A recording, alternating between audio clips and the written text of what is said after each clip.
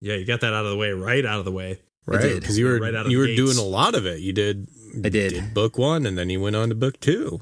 Yeah, and then I dropped it kind of involuntarily. Yeah, It happens. Still have time. You don't need to be. You put in the time. I did. yeah. A lot of time, actually. Yeah, you We talked won't think about it any on less 6 of episodes. you. We won't think any less of you.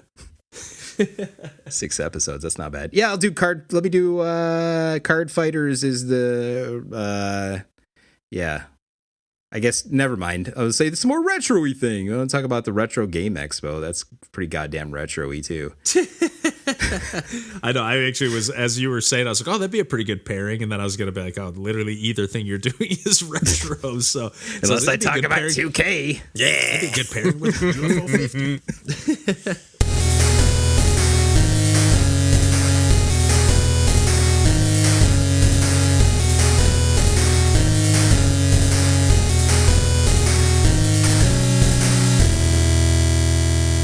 Hey, everybody. Welcome to Pursuing Pixels. My name's Kevin Portelli, and I'm here tonight with John Hines Hey there.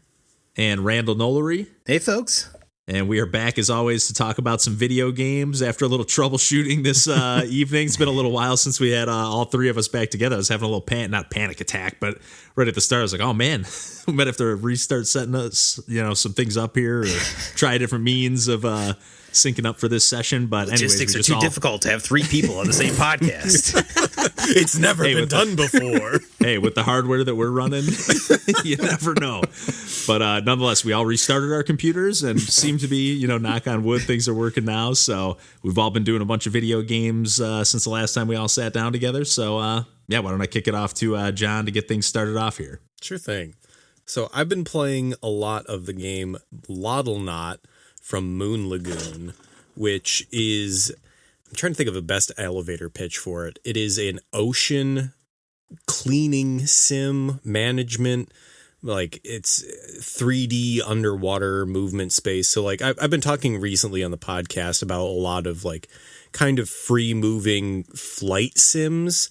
And this almost feels like of a like genre of that where, the way that 3D movement works in this underwater game is like you have an ascend button and a descend button, and then you have a kind of, you can rotate the camera, but you're really just moving like then in a plane once you get to like that position, that vertical position.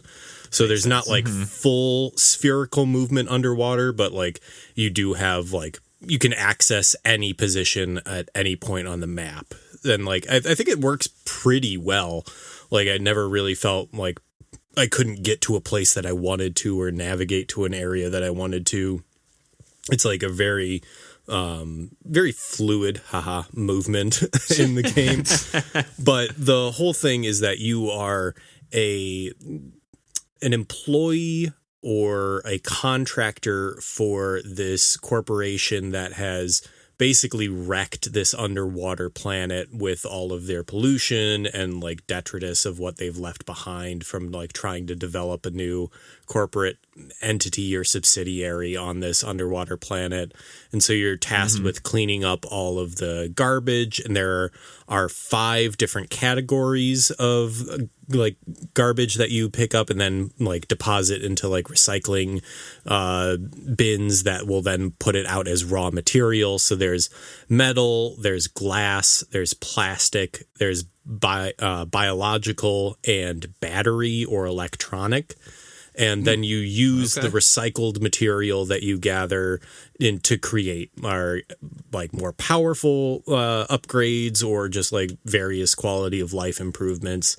And then on top of that, there are axolotls, which is where like the Loddlenaut comes from.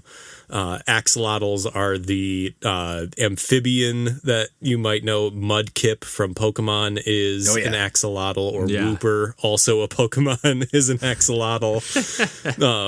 And you, after you're cleaning up a bunch of like the different gunk, and it also has this like kind of Super Mario Sunshine mechanic to it, but it's like auto aiming, so you really don't need to like use that fine tuning of like a first person perspective or whatever. Like you just hold down the R2 button and it automatically will start cleaning up as long as like you're within range of it. So there's a little bit of negotiating, you know, where you are like on the XY axis or the Z axis, but like it's pretty easy to position and it's never far too difficult to do that. But you'll also encounter these baby axolotls, and then there's this entire additional mechanic of raising them and like upping the biodiversity of the habitats after you start cleaning them up with pollution. And that was where I first felt like some friction with it, where I was like, I don't really know if I want to figure out what like fruit I feed to the axolotls that will make them evolve into this various way, because there's like 17 different forms that they can do, and they each have their own like abilities which will help you do various things in it.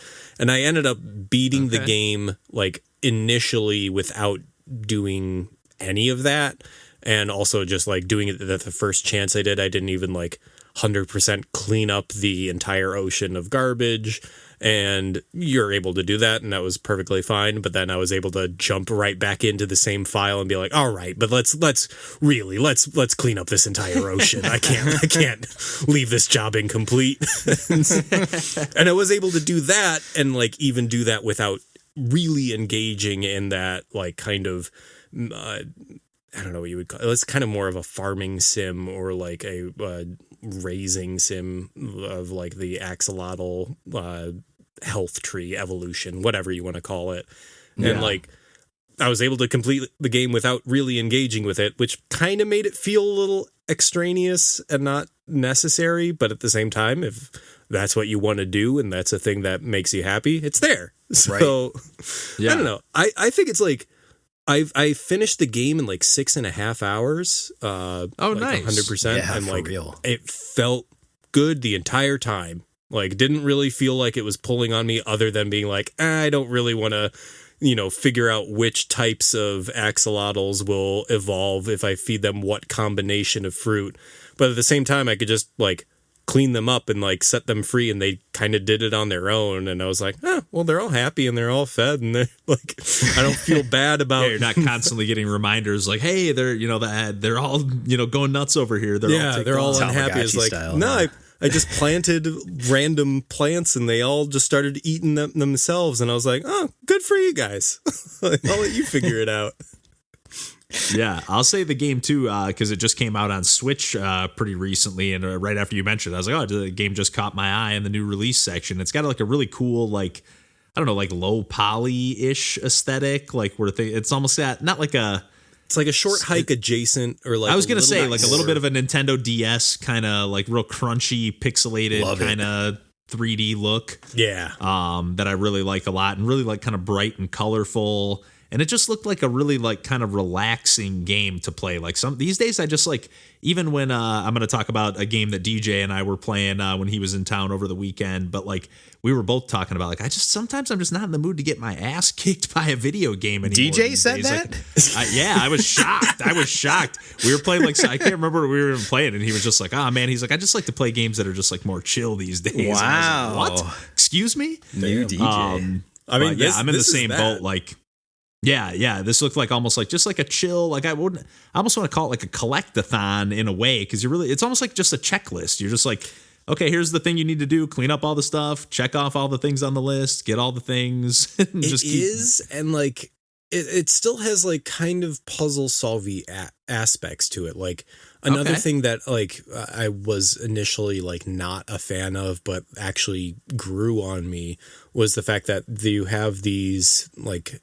You have your home base, and your home base, you can have unlimited oxygen, but once you go out into the open ocean, you have a limited amount, and you can upgrade that so that it's a larger tank or whatever. And I never ran out of oxygen, which is an achievement I didn't get. But like, I was always very good at managing that. But you can also set up these little rings, which will refill your oxygen meter. And like, those don't have, it's not like, oh, every location has a place where you can put the rings. You can put them anywhere. And this is like in the full, like, entire range of motion. You can go up to the top and put them all in like the worst possible space where you're not going to fly, and like, so, there's a little bit of like choice paralysis where you're like, am I putting this in the right place? And then eventually I was just like, I don't know, I just go over this direction a lot. I'm going to put it here. And I was like, yeah, it's fine. You don't need to min-max every decision in this game. And like, that is a thing that I ended up appreciating about it, is that it's like, yeah, this game has enough flexibility where you can like do stuff on your own terms and do it in your own way, but it doesn't really matter if like you don't do it in the most optimal way, or like, it's like, oh, here's the area where the native plants will give you a like charge to your boost that lets you move faster. It's like, yeah, it's just nice to have. Like, you don't need to like always go in that direction. Sometimes I'm just going to go in the least optimal direction because I'm curious. So like, I want to see what happens if I go this way, and look, there's nothing, and it's fine. You got to go check it out though. So yeah, it's nice. Who's to blame you? Yeah. It's fun to poke around. Yes. Yeah. Especially in open world.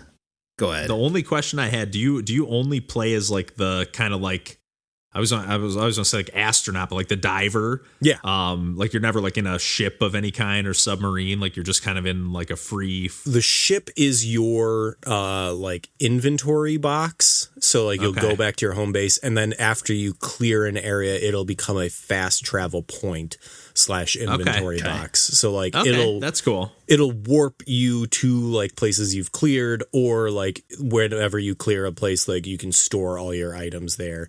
And even then, like, I really didn't have to do that much inventory management, and more at the end I was just like, hey, does the storage box have a slot for every item that's in the game? And so I just started putting it there just out of curiosity. Like, yeah, it's a game that like I think games nowadays have a like good eye or like feel for kind of flexibility and like giving players choices and like giving them the flexibility to do things without necessarily like restricting gameplay to like needing those choices or needing that flexibility, or making that choice matter so much where it's going to impact gameplay. Yeah. And I think that is a design choice where you can have those limits in a more demanding game, but for a more relaxing game, it's more of just being like, hey, we're just trying to like make this, give you more options. Yeah, I'm all about that. It's definitely on my Switch wish list, and you have talked me into keeping it on there. So, yeah, be adding that as well. Yeah, it's a fun time. Need more chill games. Yeah, I need some more of those myself. But oh my gosh, big time. Yeah, but if you're good there, John, why don't we kick it over to Randall for a little retro action? Speaking of a chill game, I could have used that a second ago. I'm going to talk again about SNK versus Capcom Card Fighters Clash. Are fighting games not chill? Well, this is not exactly a fighting game. Ooh. This is a collectible card game, a card battler. But yeah, you could make fighting games chill. You might lose a lot, but you could. Mm-hmm. Unless you have it memorized. Yeah, so I've talked about this a while back. I had a lot of good things to say about it. This game, Card Fighters Clash, on the Neo Geo Pocket Color that I've been playing on my Analogue Pocket still, it really hasn't come out of that slot, more or less, since I decided to put it in there. Just a while ago. Seriously. Yep. It's nice because, NBA 2K, which, maybe I'll talk about at some point again, is only on my Xbox, and you got to turn on the TV and power that all on to get all the way to your soft therapy session of just not thinking for a while and pressing buttons. But on something like a portable system, and occupy the TV for that matter, like then Tina can't watch something or, Yes. Yes. So there's a timer on this game, and I don't know if it like John's kind of mentioned in the past, when there's like clock timers on game of like how long you've been playing something. You know, I think this, you know, I've had the system on, and I think it's been, you know, still kind of clocking the time, but in old school fashion, this timer times out at 256 hours effectively, so 255.59, and it will not count above that. And how do you think I know that? Ooh, buddy! Oh my god! Oh man, after my own heart. Seriously, that's crazy. Yeah. And even saying that, like I said, I think it's like the pocket's just been on or whatever. Like I'll play it like for a break at work and then like not turn the thing off. So it's not like, but even still, definitely well over 100 hours pretty easily. Pretty easily. Rules. Yeah, many sessions, and I still have not. This being a collectible card game battler, you know, the conceit there, like you know, like a Magic the Gathering or a Pokemon card game. You're collecting these cards that you're adding to your deck, and you're modifying a deck. Your deck has a capacity limit of 50 cards, even though your quote unquote album collection of cards is well above that, and you're constantly, oh my gosh, I just beat this, you know, random NPC over here that just offered the opportunity to battle him or her or whoever, and like, oh, you get a few cards as a result if you beat them, and you know, every once in a while those are rarer cards that you can, you know, take one of the other cards down and put that in, and you know, see how that, you know, interacts with your other characters like Ryu and you know, Zangief and Mega Man and whatever other characters from Terry from SNK, because it's a crossover sort of game as Capcom and SNK are wont to do. This was developed by SNK. I don't want to get too into the details of mechanics, I guess, because I kind of did that last time, but all suffice to say, it's kind of like a streamlined Magic the Gathering experience. But there's depth there. Like it took a few tries for me to get this game to click, but then it clicked hard. And I still have, I think I've only got like 180 out of 300 cards that I've like found or collected, I guess.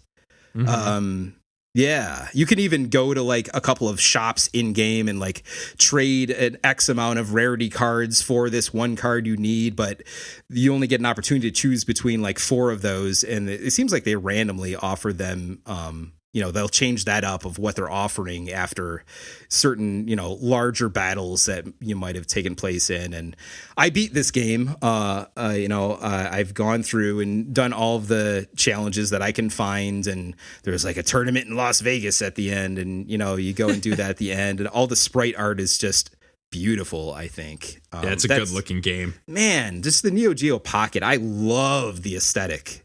Yeah, the sprite art of Neo Geo Pocket games. Oh, it's awesome. It's something about that color palette. Yes. Too. Like that's just like there's just like a couple extra colors or maybe just different colors that aren't in other systems. I don't know. I just love it. Yeah, it's very vibrant. Yes. It is. Whereas, you know, GBC has its own like very unique palette that I love too, but this is, for being a very similar time period and overlap, and of course this, you know, Neo Geo Pocket failed in comparison. You know, they were doing those 4-pack of booster packs of plastic clamshell games, no manual, no box, for like dollars, like cents on the dollar. They were clearancing these things out for a time, right? It just did not do well, but it wasn't Nintendo. But I think it's pretty cool. Yeah. No, you're right. It is like a way more vibrant, like Game Boy Color is like almost like more of like a pastel, like washed out kind of color palette. Yeah. Which I, again, also love. But me too. Yeah. Having no nostalgia for the Neo Geo, I like love looking at those games, you know? Yes. Yeah. All the screenshots just make it look like it pops so much more. It pops so nicely, and on the Pocket screen it does too. Although I've got that modded Neo Geo Pocket, and one of the major reasons why I did is because a couple of these games just totally blew me away, and I'm like, god damn, all right, let's go down this. Gotta have the real thing. Yeah, let's go down this rabbit hole more fully now. I even I'll talk about it in another episode, but I went to Retro Gaming Expo and I was looking for these games, and they're not even that easy to find necessarily, but. This is one of the best. I think this is like a system seller in its own right. I'm really glad that, they ported these Neo Geo Pocket collections to Switch and other modern consoles. There's also the SNK version, which I bought when I was kind of going nuts, down my rabbit hole. I'm probably going to play that too. I'm definitely going to play that too. It's just a matter of when. Although go ahead. I'm just like you said that there are 300 cards in the version that you're playing now. Are there are they different cards that are in the SNK version? That's my understanding. Although confusingly, there are SNK cards in the Capcom version, so it's not like an exclusive thing per se. I'm trying to think. Yeah, and are the ones that are version exclusive, are they different, or are they like mechanically the same as like other cards, or are they analogs? That's a great question, and my guess would be that probably different characters, but mechanically more or less the same. But and you get to a point, not unlike Magic the Gathering, where if you're going to do it competitively, the ante keeps going up and up and up, and those cards, the card pack or the starter deck you started with is complete garbage. Like there's no way you're going to like win a tournament with any of those cards. Mm-hmm. You're shifting out rarity D and C cards for mostly B's and A's and S tier cards that you're getting along the way, right, to be able to like win these higher level tournament games. And it seems like the whole game after a while, once you've won enough, some of these like special, kind of effectively the gym, leaders or whatever in a Pokemon terminology, once you've beaten enough gym leaders, it seems like the game might kind of scale a little bit even on your average NPC battle that you've already fought. Like, oh, now this guy's got like a couple of these behemoth characters, in that deck. Good. That's cool. Yeah. So I love when an NPC gets stronger. Yeah, there's a lot of that, and there's a lot of like there's a lot of charisma and like character in this game too, for it being relatively small in scope as far as like where you can walk around in the world. But I love that too because it's so focused on the card battles. It's really good. Hell yeah. Yeah. I want to play the other version. Maybe that'll be my New Year's resolution. Just like play the other version of a game. Force yourself to check it out. The game that you've maxed out the timer of. Yes. Gotta max them both out. Get a matching pair. Oh man. But if you're good there on the retro stuff, Randall, I'll wrap things up here. And I think I did mention earlier that our buddy DJ from the early days of the podcast made a kind of an impromptu trip this weekend. He's been out of work for the last little bit and just kind of like traveling around, and he was like, hey, I've been thinking of making a trip to Michigan. What are you doing this weekend? Or maybe it was a couple weekends in advance. So nonetheless, I was kind of gearing up. I was looking at my game collection. I was even thinking like, hey, I just bought UFO 50. There's all these 25 multiplayer games on here. Like maybe we'll dive into some of those. I showed him a few like real quick, and it didn't seem to like really spark his interest. And so I was like, okay. And then before he got here, I picked up 30XX on sale, which is another game. He and I were really into 20XX, which is like a Mega Man X inspired roguelike, for lack of like a comparison. And then I talked about this, before we started even recording here, but you guys had talked about Rogue Legacy 2 and like got me all hyped up on like, oh, this like better version of the original roguelike that I already liked. After playing a few runs solo before DJ got into town, and then playing, one or two co-op runs as well, where we swap between the two different characters in the game, it was just like, yeah, this is not bad, but it's just kind of more of the same. And also right before DJ got into town, they just announced, or I shouldn't say just announced, but released a new Kingdom 2 Crowns DLC. And this is called the Call of Olympus. So it's obviously like kind of like ancient Greece themed. And yeah, obviously the original Kingdom 2 Crowns.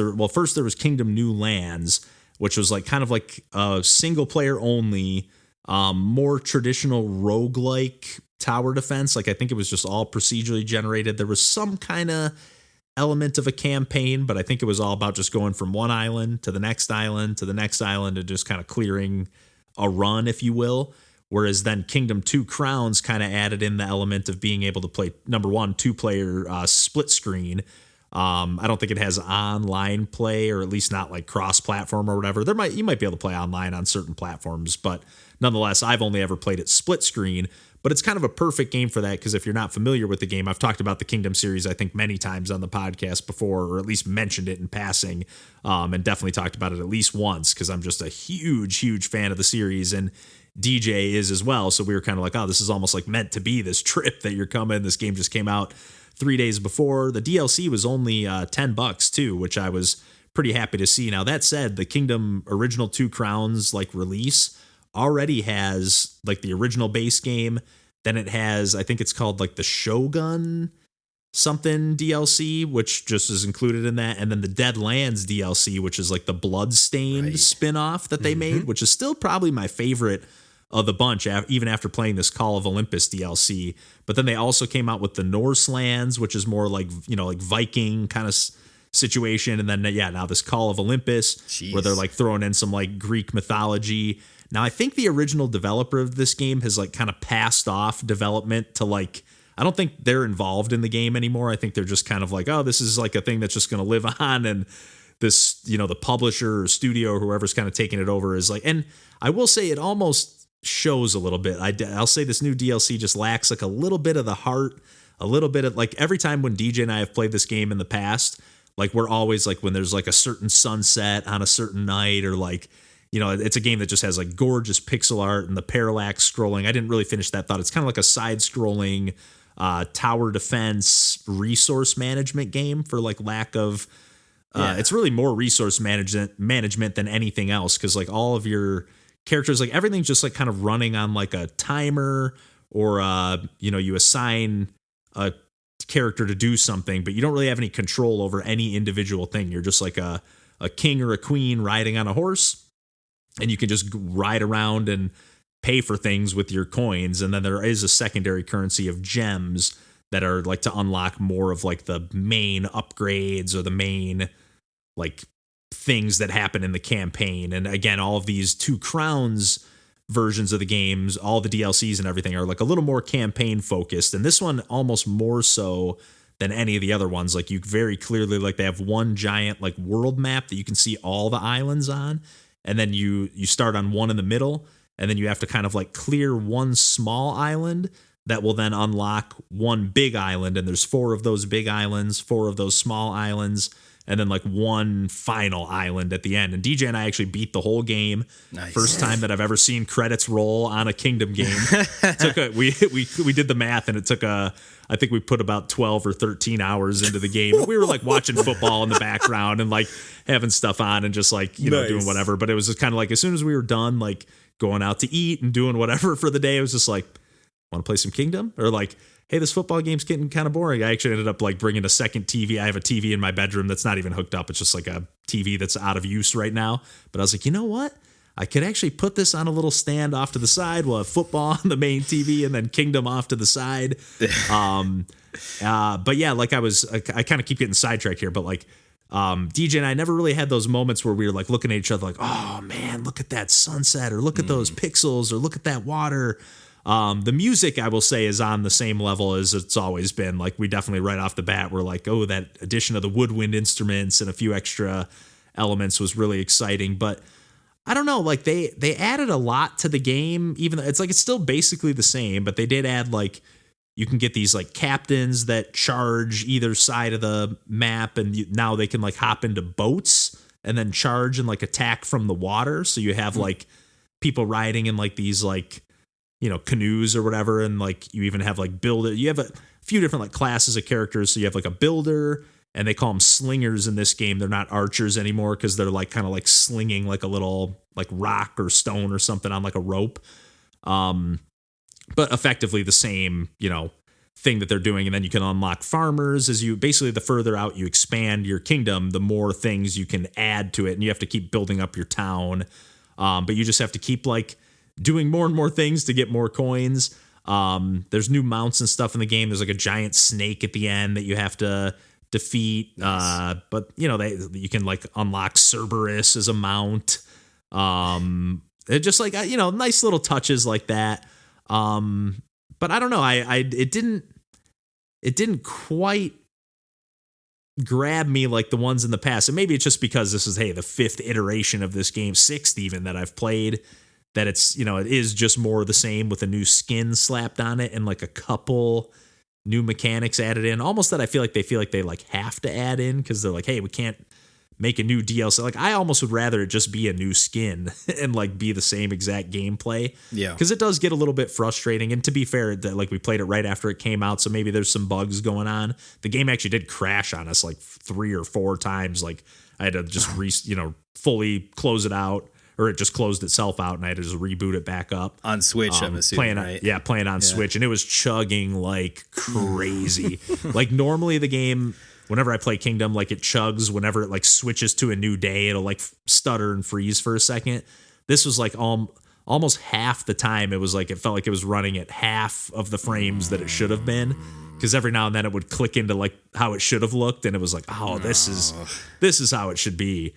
And to be fair, I'm still playing with like my not launch Switch, but you know, I've had this thing for a long time, but nonetheless, I was not super impressed with like, and all the crashes and everything. And then on top of that, like the AI of the characters and stuff like that, you're just like, you know, I'm like, why? I'm attacking with all my captains. Why are they not getting on this boat? Or why are they not doing this? And maybe there is a rhyme or reason. There is like almost no text like telling you what is doing something or why it's doing it, except for like the very core or basic things. Or you can get like a little hint for what you're supposed to like accomplish. There's like a goal on each island that you need to clear. It'll give you like kind of like a little riddle at this little pedestal. You even have to pay for that hint. Mm-hmm. But like other than that, you don't really, you just kind of have to figure it out for yourself. And I guess that's probably part of it too, is like the first time I played Kingdom, that was kind of the magic of the game, is like you'd just be riding your horse, walking down, and all of a sudden you'd see a little prompt of like a little mound of dirt on the ground and then like a coin slot above it. And you're like, huh, I can buy something here. What does it do? And that was kind of the magic of the game. And then once you start playing these DLCs, there's only like 1 or 2, or I guess there's probably like 5 to 10 new things, but you're really just building off of that stuff that you already know. Right. So it doesn't have that same magic of like, oh, we can fortify our walls now because like now we unlock stone and we can upgrade them even further. Like it doesn't have that magic anymore. It's more just like, oh, what's the new pixel art going to look like? And again, not to diminish any of that or anything like that. Even though I don't think it's quite up to the levels of previous iterations. Still had a blast playing it, and it was cool to see credits roll on a Kingdom game because I've never made that happen before. So, but I do want to kind of play a single player run because it's one of those things where you're just like, I like to play like a perfect run. Like DJ lost a couple gems, and I was like, no, we can't get them back. We can't unlock everything. Although they do actually a couple of things, like you can get like some of the characters that you like save and rescue that then can like unlock certain things for you in your town. You can lose some of those characters, but then you do get to an island eventually where you can buy those characters back, or anything, any mounts that you've lost, or any, I don't know. I guess I don't know if you can lose a mount, but we had lost a few things along the way, and we were able to purchase them back and bring them back to our camp. So that was kind of a nice little touch. I was like, all right, I take it back, DJ. I'm not mad anymore, but it was getting frustrating because it's any game where you're playing co-op like that, and you're just like, DJ always plays a little riskier than I do, and I'm like, no, we got to build the walls up more before you start trying to take down that portal. What are you doing? But nonetheless, it was really fun to just like get a good, obviously a long co-op gaming session, and we played a few other things here and there, but really Kingdom was like the theme of the trip, if you will, apart from, you know, football and going out to eat. So that's cool. But yeah, nonetheless, I'm just happy to see this series is still kicking, even though I'm kind of griping about it a little bit. I would honestly be, if they release another DLC, I'll probably buy it and be just as happy to play it. Although I'd probably be happy to see them like maybe do almost like a new release of the series. Like maybe I should check out that Kingdom 80s, which I haven't checked out yet. It's like a standalone. It wasn't a DLC.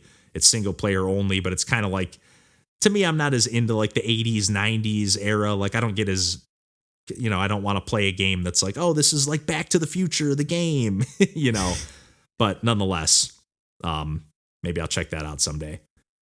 But that's really all I got to say about the Kingdom stuff for this week. Anybody else got any other video games chit chat for this week? No, sir. That's it. All right. Well, yeah, as always, you can find us on the internet at pursuingpixels.com and pretty much everywhere else. And otherwise, we will catch you next week. And until then, take care. Bye. Bye-bye.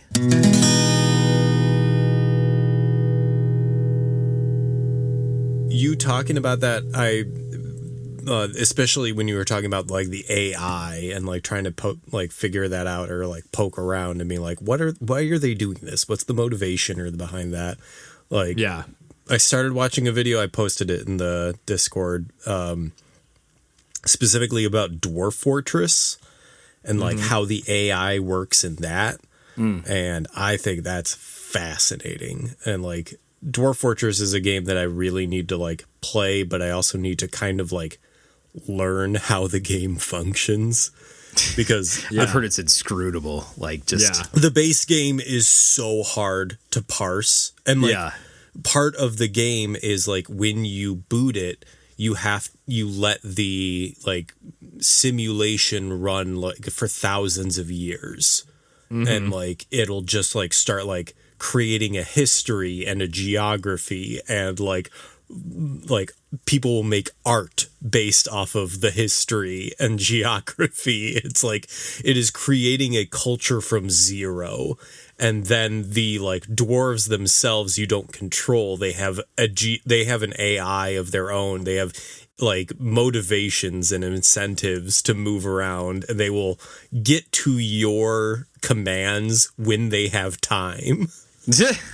That's kind of cool. It's incredible. It sounds incredible, but it's also like looking at it, I'm like, this is just ASCII art and text. I don't understand anything that's happening on screen.